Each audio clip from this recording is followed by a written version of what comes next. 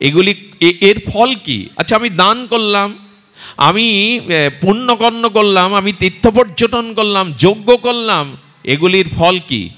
আহা, ভাগবতজি অপূর্ব কথা বলে। এগুলোর ফল কি জানেন? এগুলির ফল হলো ভাগবত কথাতে রুচি। যদি ভাগবত কথায় রুচি না হয়, তাহলে জানবেন আপনি গত যত পূর্ণ করেছেন, দান ধ্যান করেছেন, যজ্ঞ করেছেন, ওগুলো এখনো ফলবতী হয়নি। হরিকথা শ্রবণে রুচি হলো পূর্ব জন্মের পুণ্যকৃত রাশির ফলাফল। ভাগবতী বলেছেন, সা বৈ পুংসং বিশ্বাসকেন কথা সুজা ন উৎপাদায়েদ যদি রতিং শ্রময়ে বহি কে বলাম। আহা, ভগবান বলছেন, ভাগবতজি বলছেন, যতদিন হরিকথাতে ভাগবতে তোমার রুচি না হবে, জানতে হবে তোমার অন্যান্য পুণ্য কর্মগুলো বৃথা শ্রম মাত্র। এই জন্য ভাগবতে যাবেন, সাধুমুখে হরিকথাতে যাবেন, এছাড়া দ্বিতীয় কোনো পথ খোলা নেই। যতদিন ভাগবতে রুচি না হবে, এই রামদাস তার প্রমাণ। ও সব গুণ ছিল, কিন্তু ভাগবতে শ্রবণে রুচি ছিল না। বাবাজি মহারাজ যে মার ব্যাপী কেশবব্রতে এই করছেন, এটি প্রকৃত দান। আরে টাকা দিন, টাকা নষ্ট হয়ে যাবে, বাড়ি ভেঙে যাবে, অর্থবিত্ত চিরদিনই থাকবে না, কিন্তু এই ভরিদা হয়ে ভাগবত কথামৃত যেগুলো আপনার হৃদয়ে যাচ্ছে, ভগবান বললেন সোনা যদি 500 বছরও মাটির নিচে রাখো ওটা নষ্ট হবে না। সোনা যদি মলমূত্রের মধ্যেও 50 বছর পড়ে থাকে, দুভরি সোনা মলমূত্রের মধ্যে থেকে 50 বছর পরে তুলে বিক্রি করলেও মূল্য দিয়ে দেবে, নষ্ট হবে না।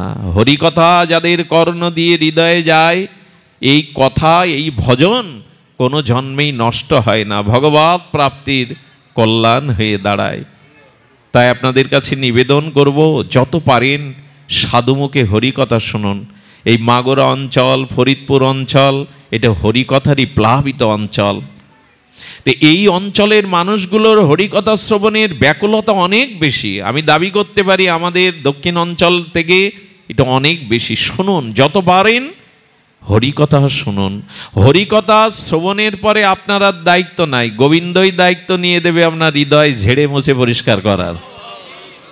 সিন্নান্ত সকতা কৃষ্ণপূর্ণ শ্রবণ কীর্তন হৃদয়স্থ অভদ্রাণী বিধুনতি সরিদ সতাম। গোবিন্দ বললেন, সিন্নান্তু সকতা কৃষ্ণ, কৃষ্ণ কথা কর্ণ দিয়ে প্রবেশ করলো, মানে কথারূপী ভগবান নিজেই প্রবেশ করলো। বিধুনতি বলেছেন, আমি তোমার হৃদয়ে গিয়ে তোমার অনন্ত জন্মের বাসনা ঝাড়ে মুছে পরিষ্কার করে দেব। বিধুনতি, ধুয়ে মুছে দেব। আমার কথা শ্রবণ করো, হরি কথা শ্রবণ করো, এটি একমাত্র উপায় আমাদের চিত্তকে বিমল করে দেবে। দেখুন, ভজন এমন একটি জিনিস, আসুন, ভজন ছাড়া জীবের আধ্যাত্মিক কোনো মঙ্গল নাই, শান্তি নাই, কল্যাণও নাই। আমাদের জীবনে একমাত্র ভজন চাই। সেই ভজনের দুটি ভক্ত চরিত্র বলেই পাঠ বিশ্রাম রাখি। ইচ্ছা ছিল নিতাই চাঁদের কথা বলা, কিন্তু আমরা নিতাই মহিমার কথা, নিতাইয়ের কথা এখানে তো বলতেই হবে, নিতাই গত প্রাণ বাবা। তো আসুন আমরা সেই নিতাই চরিত্র শুনি, ঠাকুরমশাইয়ের একটা পদ উচ্চারণ করি। এখানে যদি নিতাই কথা না আসে, বুকে আক্ষেপ থেকে যাবে, ব্যথা থেকে যাবে। আসুন, নিতাই কথা শোনাও ছাড়া তো উপায় নাই, নিতাই ছাড়া আমাদের কোনো গতিও নাই। ঠাকুরমশাই সেই বিখ্যাত পদ, 8 থেকে 80 বছর সবাই এই পদ মুখস্থ, কিন্তু বিশ্বনাথ চক্রবর্তী পাদ পদ্ম এই পদের অপূর্ব টিকা করেছেন।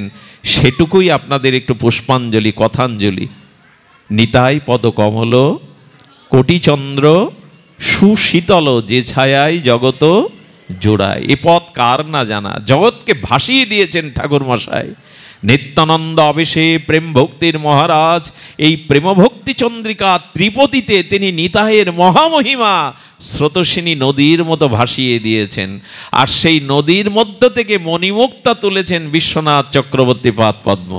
আহা, যেন রত্নাকরের মতো রত্ন তুলেছেন এই প্রেম নদী থেকে, নিতাই প্রেমের নদী থেকে। কি জানেন, ঠাকুরমশার এই পদে নিতাইয়ের চরণকে 3টি বিশেষণ দিয়েছেন, খুব অপূর্ব। কি বিশেষণ? নিতাই পদ কমল, অর্থাৎ নিতাইয়ের চরণ দুখানা কিসের সাথে তুলনা দিচ্ছেন?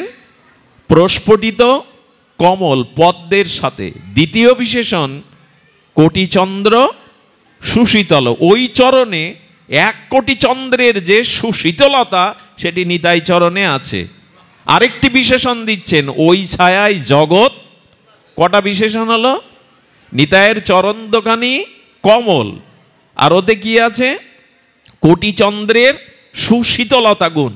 আর কি আছে? ওই ছায়াতে জগৎ জোড়ায়। কিন্তু বিশ্বনাথ চক্রবর্তী পাদ পদ্ম বলছেন এই 3টে দৃষ্টান্ত পরস্পর বিরোধী। এই 3টে দৃষ্টান্ত পরস্পর বিরোধী, কারণ কমলের সাথে চন্দ্রের বিরোধ আছে। কমল কখন প্রকাশ হয়? প্রভাতে সূর্য উদয়ের সাথে সাথে সূর্যের কিরণ যখন সরোবরে পদ্মের উপরে পড়ে তখন পদ্মের পাপড়িগুলো মেলে ধরে। পদ্ম প্রকাশ হয়, প্রস্ফুটিত হয় সূর্যের কিরণে।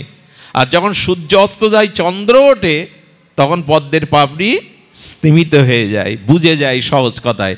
তাহলে পদ্মের সাথে চন্দ্রের তুলনা হয় না, এটা বিরোধ। চন্দ্রের সাথে পদ্মের সম্পর্ক নাই, ফোটার প্রকাশের সম্পর্ক নাই, বরঞ্চ স্তিমিত হওয়ার। ঠাকুরমশাই জেনে শুনে এই দৃষ্টান্ত দিলেন কেন? বলে ওটাই তো আস্বাদনের, ওটাই তো আস্বাদনের। কেন দিলেন ভালো করে শুনুন। আর যে ছায়ায় জগৎ জোড়ায়, সব থেকে বড় কথা বিজ্ঞানীরা বলছে চন্দ্র ছায়া দেয় না, চন্দ্র দেয় শীতলতা, ছায়া দেয় বৃক্ষ। ছায়া কে দেয়?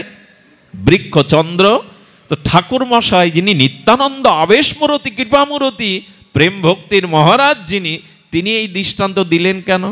ঠাকুর মশাই বললেন রহস্যটা তো এখানেই, রহস্যটা এখানেই। এবার শুনুন, এই 3টিকে খণ্ডন করেছেন চক্রবর্তী পাদ পদ্ম। অদ্ভুত বলেন, দেখো নিতাই পদ কমল। কমল কেন জানো? আহা কি অপূর্ব দৃষ্টান্ত। আচ্ছা কমল কেন? কারণ পদ্মের মধ্যেই থাকে পৃথিবীর অন্যতম সুধা অমৃত পদ্ম মধু। পদ্মমধুর এমন গুণ, যার চোখে ছানি পড়েছে ওখানে 2 ফোঁটা মধু দিলেও পর্যন্ত ছানি কেটে যায়, চোখে আবার দেখতে পায়। পদ্মের মধু যেমন পৃথিবীর অমৃত, এই জন্য বললেন প্রেম মধু ভক্তির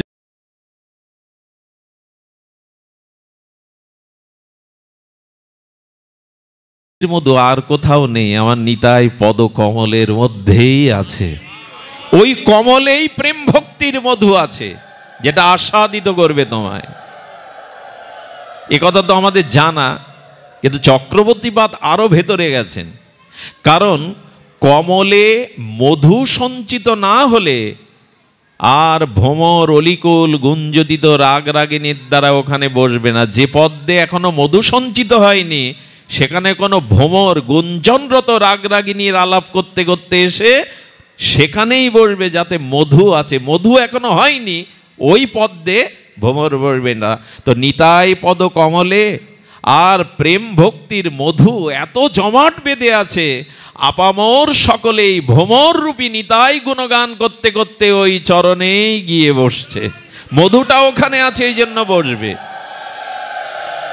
আচ্ছা পদ্মের সাথে তুলনার আরেকটি ব্যাখ্যা এসেছে অপূর্ব। আচ্ছা সরোবরে পদ্ম জন্মায়, কিন্তু সরোবর পদ্মকে পচিয়ে গলিয়ে ডুবিয়ে দিতে পারে? পারে কি না? পদ্ম ভেসে থাকে, জল নিজের মধ্যে টানে না। আচ্ছা যদি বন্যার জল ওই সরোবরে গিয়ে পড়ে তখন তো ডুবে যাবে? তাও যাবে না, যত জল যাবে পদ্ম তত। নিতাই চরণটা কেমন জানেন? আশ্রয় করলে এখানে কামনা বাসনার বন্যাও যদি বয়ে যায়, নিতাই চরণ যে ধরেছে সে ভাসবে, সে ডুববে না, সে ডুববে না, ওপরেই ভেসে থাকবে। আচ্ছা পদ্ম বাদে অন্য পাতা জলে দিলে পচে যাবে কিনা, ডুবে যাবে কিনা? একমাত্র পদ্মকেই ডোবাতে পচাতে যারা নিতাই ধরেছে তাদের আর বিনাশ হওয়ার সম্ভাবনা নেই, পচে গলে যাবে না তারা। আরে বাবা, পদ্মের মধুপানের জন্য ভ্রমর আসে। এই ভ্রমর রূপ আপনারা যারা ভক্তগণ নিতাই পদ কমলে। আচ্ছা কোটি চন্দ্র এটা পরে এসেছে, বলছেন কি বলেছেন? হ্যাঁ কোটি চন্দ্র সুশীতল। 1 কোটি চন্দ্রের সুশীতলতা নিতাইয়ের চরণে আছে। চাঁদের আগনাম সুধাকর, ওখানে অমৃত আছে। এই সংসার তাপে তাপিত পীড়িত স্খলিত পতিত জীবের নিতাই চরণেই কেবল আছে শান্তি সুধা, শান্তি আর নেই। শুনবেন, এর প্রমাণ দিতে পারি আমি না মহাজন দিয়েছেন। এর প্রমাণ দিতে পারি যে নিতাই চরণেই কেবল আছে কোটি চন্দ্র সুশীতলতা। সংসার তাপ তাকে তাপিত করতে পারবে না, যে নিতাই চরণ দৃঢ় করে ধরেছে। কেমন জানেন, মহাপ্রভু একদিন দেখছেন শ্রীপাদ নিত্যানন্দ অবধূত অদ্ভুত প্রেমানন্দে নিত্য আনন্দে প্রেমাবিষ্ট হয়ে সংকীর্তন করতে করতে মহাপ্রভু কি করেছেন জানেন, নিতাই চাঁদকে আসনে বসিয়েছেন। বললেন, শ্রীপাদ আপনার চরণ দোকানা দিন না, আমি অভিষেক করব। আচ্ছা, নিতাই চাঁদ নিত্য আনন্দ খলখল করে হাসছে, খলখল করে হাসতে গিয়ে চরণ দোকানা মহাপ্রভুর দিকে এগিয়ে দিয়েছে। কি উদার নিতাই! সেই চরণ মহাপ্রভু নিজে পাদপক্ষলন করলেন, করে ওই পাত্র নিয়ে কি বললেন জানেন, ওগো কৃষ্ণ প্রেম নেবে, ব্রজ প্রেম নেবে, প্রেমে মাতোয়ারা হবে, সংসার জ্বালা জুড়াবে, এই নাও নিতাইয়ের পাদদক পান করো, তাহলে তোমাদের শীতলতা আসবে, আর জ্বালা থাকবে না। প্রভু তো কথা বললেন, যারা পান করলো তাদের কি হলো জানেন, কেউ গড়ে যায়, কেউ হাসে, কেউ কাঁদে, কেউ নিতাই, কেউ গৌর বলে উন্মত্ত হয়। মদ পান করলে যেমন মাতাল উতাল হয়ে যায়, এই হলো প্রমাণ, নিতাইয়ের চরণেই আসে শীতলতা। ঠাকুরমশাই এমনি এমনি লেখেন নিয়ে পথ, সমস্ত নিখিল শাস্ত্রে নিগড়ে সিদ্ধান্ত দিয়েছেন, শান্তি যদি পেতে চাও নিতাইয়ের চরণেই আছে সুশীতলতা। এ কথা প্রমাণ। আরে বাদ দিন, নিতাইয়ের একখান বসন চাইছেন মহাপ্রভু। শ্রীপাদ আপনার ব্যবহারিটা একটা প্রসাদী বসন দেন তো। সেই লাল গৌরী কাপড়টা মহাপ্রভু ছিঁড়ে ছিঁড়ে বলছেন, এই সুতা যে মাথায় গায়ে পড়বে তার কৃষ্ণ প্রেম হবে। আরে বারে, নিতাইয়ের প্রেমমাখা প্রসাদী বস্ত্র যে একখণ্ড করে হাতে মাথায় বাঁধবে তার কৃষ্ণ প্রেম। কি অদ্ভুত নিতাই চরিত্র! বসনের মধ্যেও প্রেম আছে, সোয়াসে রোগের মতো। আর আমি কি বলবো গো, মহাপ্রভু এক কথাই সেরে দিয়েছেন। কথাটি আমি দুবার বলবো যাতে আপনার এই হৃদয়ে কথাটা রেখাপাত করে। রেখাপাত তো করছে, আপনারা শুনছেন। মহাপ্রভু প্রতিজ্ঞাপূর্বক জীবকে অভয় বাণী দিয়ে গেছেন, দিনন্তে যে নিতাই বলে একবার, কয়বার? দিনন্তে যে নিতাই বলে একবার, আমি হই তার সে হয় আমার। এর থেকে বড় কথা আর কি বলবে মহাপ্রভু? দিনান্তে একবার সরল প্রাণী নিতাই বলো। মহাপ্রভু বলছেন আমি তার হব সে। আর কি মন্ত্র থাকতে পারে জগতে? এমন পতিত পাবন আর আসেনি, এমন পতিত উদ্ধারণ আর আসেনি। জীবের দ্বারে দ্বারে মহাপ্রভু নাম বিলাননি। 24 বছর নবদ্বীপ লীলাতে তাও ঘরের মধ্যে হাঁক দিয়ে নাম করলেন। কে গেল বদ্ধ জীবের দুয়ারে? কে নামের ডালি নিয়ে ভিক্ষা করতে করতে বদ্ধ জীবের দুয়ারে গেল? শেষ 24 বছর 6 বছর মহাপ্রভু দক্ষিণ ভারত ভক্তি প্রচার করেছেন। শেষ 18 বছর লীলা চলে, 12 বছর গম্ভীরা থেকে বেরোননি। তো জীবের দ্বারে কে নাম প্রেম প্রচার করলো? আমার নিতাই প্রচার করলেন। আজকে এই ভাগবত, আজকের এই হরিনাম, আজকের এই বৈষ্ণব সেবা নিতাই না দিলে জগতে পেতাম না আমরা। আজ এই যে ভাগবত, এটি নিতাইয়ের ধর্ম। 2 ভাগবত সঙ্গে করান সাক্ষাৎকার। কে দিল ভাগবত? কে জানতো ভাগবত? কে জানতো এক পংক্তিতে বসে সবাইকে বৈষ্ণব সেবা? এটি নিতাইয়ের অবদান। বাঙালি অন্তত, ভারতীয় আমাদের বঙ্গদেশের বাঙালিরা অন্তত নিতাইয়ের কাছে ঋণী আমরা, চিরদিন চিরজন্মে ঋণী। দ্বারে দ্বারে তিনি বিলিয়েছেন নাম। আচ্ছা, নিতাই যদি ইশারা করে, একটা আশ্চর্য হতে হয়। লক্ষণের যিনি, বলরামের যিনি মূল অংশী, গোবিন্দ, বলদেব এবং কৃষ্ণ, তারা সমবায় কারণ আর নিমিত্ত কারণ। দুটো বস্তু ঘটাতে গেলে, যেমন মাটি দিয়ে ঘট তৈরি করতে গেলে উপাদান কারণ মাটি আর নিমিত্ত কারণ, নিমিত্ত কারণ মাটি আর উপাদান কারণ, উপাদান নিমিত্ত সমবায় কারণ দুজন লাগে, কোমল লাগবে, মাটি লাগবে। তেমন গৌর প্রেম, ব্রজ প্রেম নিতাই আমাদের জগতে দান করেছেন। সে কথা আপনাদের জানা। বৃন্দাবন দাস ঠাকুর ভাসিয়ে দিয়েছেন নিতাই মহিমা শ্রী চৈতন্য ভাগবতে। উনি কি বললেন জানেন? উনি একথাই বলে ভাসিয়ে দিলেন বৃন্দাবনের গোপী প্রেম যা গাই ভাগবতে। আরে যা শুনছো ভাগবতে, কে দেবে তোমায় গোপী প্রেম? একলি নিত্যানন্দ হইতে তা পাইবে জগতে। কে পাবে গোপী প্রেম, ব্রজ প্রেম? এই জন্য ঠাকুরমা শরণেরা দৃঢ় করি ধরো নিতার পায়। দৃঢ় করে ধরো, শিথিলভাবে ধরো না, দৃঢ় করে ধরো, তাহলে সব পাওয়া উঠবে। আর যে ছায়ায় জগৎ জোড়ায়, এই ব্যাখ্যা অপূর্ব করেছেন চক্রবর্তীপাদ। আচ্ছা, বৃক্ষের তলে এই তপ্ত তাপদহে যে ব্যক্তি শ্রান্ত ক্লান্ত হয়ে বিশ্রাম নিচ্ছেন, উনি যদি বৃক্ষ থেকে হাঁটতে শুরু করেন, বৃক্ষ ছায়া দিতে দিতে যাবে তো ওনার পাশে, বৃক্ষ সাথে সাথে যাবে তো। আচ্ছা, প্রখর রৌদ্র, একখণ্ড মেঘ আপনার মাথার কাছে ছায়া ফেলছে, ওটা আপনার বাড়ি যাওয়া পর্যন্ত, লক্ষ্যে যাওয়া পর্যন্ত ওইভাবে ছায়া দিয়ে যাবে তো? মেঘের ধরে গেছে ছায়া দিতে, মেঘ তো উড়ে যাবে। ঘরের ছায়াও কি আমরা সবসময় থাকতে পারি? কাজের জন্য তো বাইরে যেতে হয়, এয়ার কন্ডিশন আমাকে শীতলতা বাইরে দেবে না। কিন্তু নিতাই চরণকে যে ধরেছে, তার ইহকালে পরকালে শান্তির ছায়ার অভাব হবে না। নিতাই তাকে শান্তির ছায়া চিরকালই দিয়ে যাবে, নিতাই তাকে এই ছায়া চিরকালই দিয়ে যাবে। হেন নিতাই বিনে ভাই ব্রজে রাধা কৃষ্ণ। দেখুন, এইখানে একটা অপূর্ব সিদ্ধান্ত। আমি মনে করেছিলাম দৌড়ে পালাবো তাড়াতাড়ি। আমার বুধাটার জন্মস্থানে মন্দিরে আজ 16 প্রহর নামযজ্ঞের অন্তিম দিন।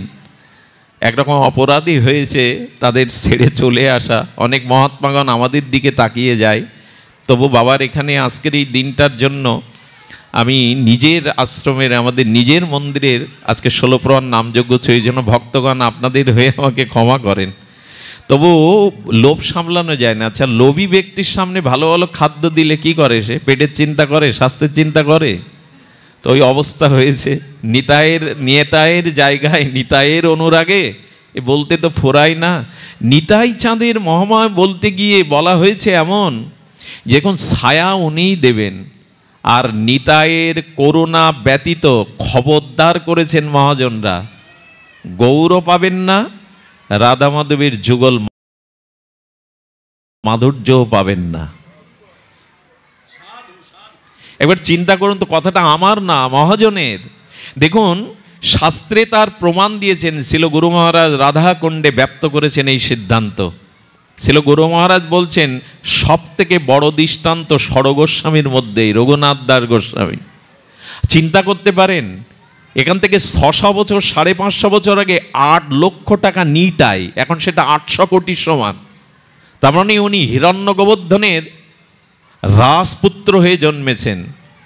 সুন্দরী অশ্বরা সময় স্ত্রী, ইন্দ্র সম ঐশ্বর্য, সোনার চামচ মুখে। কিন্তু 18 বার, কয়বার?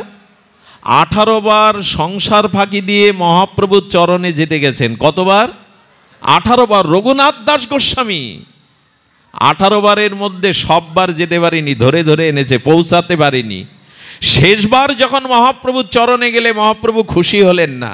এই দেখুন, শেষবার যখন মহাপ্রভুর চরণে গেলেন, মহাপ্রভু তাকে বললেন, মর্কট বৈরাগ্য না কর লোক দেখাইয়া, যথাযথ বিষয় ভুঞ্জ অনাসক্ত। যাও রঘুনাথ, বারবার লোককে দেখাচ্ছ কেন আমি সংসার বিরাগী, আমি ত্যাগী? বারবার আমার চরণে আসছো কেন? আচ্ছা, পতিত উদ্ধারণ মহাপ্রভু রঘুনাথ দাস গোস্বামীর মতো চিহ্নিত পরিকরকে ফিরিয়ে দিচ্ছেন কেন? দিচ্ছেন কেন জানেন? নিতাই কৃপা হয়নি, আমার কাছে এসো না। কত বড় সিদ্ধান্ত গুরু মহারাজ জানিয়েছেন। নিতাই কৃপা হয়নি, ফিরে যাও। 18 বার তিনি পরাস্ত হয়েছেন, ফিরে এসেছেন, মহাপ্রভুই তাকে ফিরিয়ে দিলেন। বাড়ি বসে বসে সাধুদের সাথে সংকল্প করেন আর গবেষণা করেন, আমার এই দশা কেন, মহাপ্রভু কেন ফিরিয়ে দিলেন? আর হৃদয়ে সেই বাণী এলো, বিবেকের বাণী, তুমি নিতায়ের কৃপা এখনো পাওনি তো গৌর পাবে কি করে? আহা, উনি এলেন পানিহাটিতে। সেই পানিহাটিতে রাঘব ভবনে ভাগীরথী গঙ্গার তীরে বটবৃক্ষের ছায়ে নিত্যানন্দ অদ্ভুত অবধূত কোটি চন্দ্র সূর্য প্রভা জ্যোতিতে দাদার গোপালকে নিয়ে তিনি বসে আছেন। আর সেই কোটি প্রভাতে বসে দেখে, দূর থেকে রঘুনাথ দাস গোস্বামীকে দেখে কানে কানে নিতাই চাঁদকে বলছেন, রঘু এসেছে। কানে কানে নিতাই চাঁদকে বলছেন, রঘু এসেছে। ধ্যান দিন এদিকে। সঙ্গে সঙ্গে বলছেন, নিতাই চাঁদ কৃপা দৃষ্টি দিয়ে বলছেন, ওরে চোরা, এতদিন বাদে দিলি দর্শন। আচ্ছা, নিতাই চাঁদ রঘুনাথ দাস গোস্বামীকে চোর বলছেন কেন? শুনছেন শব্দটি, ওরে চোরা, এতদিন বাদে দিলি কেন দর্শন। চোর বলছে কেন জানেন? সেই বিদ্যাসাগর মহাশয়ের ছোটবেলার আমরা পড়েছি, অপরের দ্রব্য না বলে হাত দেওয়া বা নেওয়াকে চুরি বলে, বলেছেন কি না বিদ্যাসাগর মহাশয়? তা নিতাই চোর বলছেন কেন জানেন? আমার সম্পদ তুই আমাকে না যে নিয়ে পেতে গেছে, সেই জন্য তোকে চোর বলছি। এই সিদ্ধান্ত নিজ মুখে জানালেন যে আমার কাছে না আসলে গৌর প্রেম পাবে না। ওরে চোরা, আমার বস্তু আমাকে না জানিয়ে পেতে গেছি, সেজন্য পাসনি, আয় আমি তোকে দণ্ড দেব। আরে দণ্ডের নামে উৎসব শুরু হলো, দণ্ডের নামে মহোৎসব হলো, চিড়ে দধি উৎসব। এটা বিশ্বব্যাপী এখন নিতাই চাঁদের দণ্ড উৎসবে। দণ্ড কখনো উৎসব হয়? এই রাজ্যে হয়। নিতাইয়ের রাজ্যে দণ্ড, কাউকে সাজা দিলে উৎসব হয়? বলে চিড়ে দধি উৎসব হয়ে গেল। নিতাই চাঁদের পাশে আসন পাতল, মহাপ্রভুকে লীলাচল থেকে আহ্বান করলেন নিতাই চাঁদ। চিড়ে দধি চাপা কলা প্রসাদী করে নিতাই মহাপ্রভুর মুখে তুলে দিল। রঘুনাথকে ডেকে বললেন, আজ থেকে রঘুনাথকে তোমার চরণে সঁপে দিলাম, তুমি চিরদিনের মতো রঘুনাথকে স্থান দাও। এর পরপরই সংসার পরিত্যাগ করে তিনি লীলাচলে গেলেন। রঘুনাথ দাস গোস্বামী এক নাগারে 16 বছর লীলাচলে মহাপ্রভুর সান্নিধ্যে পেয়েছেন, স্বরূপের কৃপা পেয়েছেন। এবার মহাপ্রভুর কৃপা বুকে নিয়ে উনি রাধা কুণ্ডের তীরে বসে সগণ নিঃশ্বাস ছেড়ে হা রাধে হা রাধে বলে কাটালেন। কি বললেন তুমি? ওই তবই বাষ্পি ন জীবাবি তোয়া বিনা, হে রাধে তুমি বিনা মোর কেহ নাই। এখানে বসে এই যজ্ঞ বেদিমূলে, রাগ ভক্তির বেদিমূলে তিনি যুগল চরণ সেবা করলেন। কেন্দ্রটা লক্ষ্য করেছেন? নিতাই চাঁদের কৃপা হলে গৌর চরণ পাওয়া যাবে, আর গৌর চরণ কৃপা হলে যুগল সেবা আরাধনা পাওয়া যাবে। এই হলো সিদ্ধান্ত। এর বাইরে সিঁড়ি বেয়ে চলতে গেলে আপনি হোঁচট খাবেন। 1 2 3 সিঁড়ি এই বেয়ে না উঠতে, যদি লাফ দিয়ে উঠতে যান হাত পা ভাঙবেন। তাই নিতাই চরণ আশ্রয় পূর্বক গৌর পাব, আর গৌরের বিশেষ করুণা কৃপাতে চরণ মহিমায় যুগল সেবা পাব ব্রজে। এই জন্য বলে নিতাইয়ের কৃপা বিনা ভাই ব্রজে রাধাকৃষ্ণ।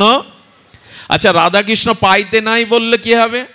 পেতে পারবো না নিতাই বাদে, আর কেউ পাবে না? বলো পাবে, কিন্তু কাজের কাজ হবে না। কারণ যুগল উপাসনা করতে গেলে আপনার মাধুর্য চাই। সেই মাধুর্য কে দেবে? মাধুর্য ছাড়া উপাসনা যুগলের হবে না বৃন্দাবনে। এই মাধুর্যটা নিতাই দেবে। কেমন জানেন? আপনি মৌমাছির চাক পেলেন কিন্তু মধু পেলেন না, কাজে লাগবে? খুব ভালো একটা দৃষ্টান্ত মনে পড়লো। আপনি মৌমাছির চাক পেলেন কিন্তু নিতাই বাদে আপনি যুগল সেবা করতে পারেন, কিন্তু মধু পাবেন না, মাধুর্য পাবেন না, আস্বাদন পাবেন না। দৃঢ় করি ধরো, আর নয় শেষ না। একবার চিন্তা করুন তো, কথাটা আমার না, মহাজনের।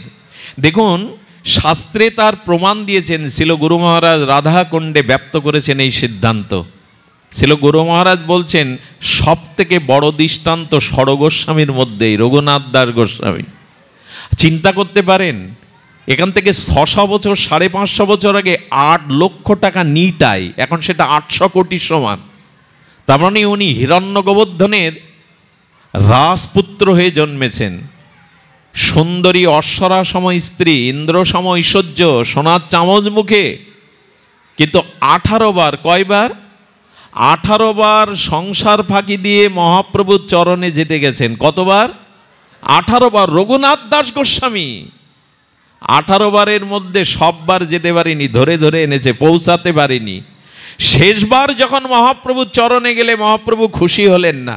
এই দেখুন, শেষবার যখন মহাপ্রভুর চরণে গেলেন, মহাপ্রভু তাকে বললেন, মর্কট বৈরাগ্য না কর লোক দেখাইয়া, যথাযথ বিষয় ভুঞ্জ অনাসক্ত। যাও রঘুনাথ, বারবার লোককে দেখাচ্ছ কেন আমি সংসার বিরাগী, আমি ত্যাগী? বারবার আমার চরণে আসছো কেন? আচ্ছা, পতিত উদ্ধারণ মহাপ্রভু রঘুনাথ দাস গোস্বামীর মতো চিহ্নিত পরিকরকে ফিরিয়ে দিচ্ছেন কেন? দিচ্ছেন কেন জানেন? নিতাই কৃপা হয়নি, আমার কাছে এসো না।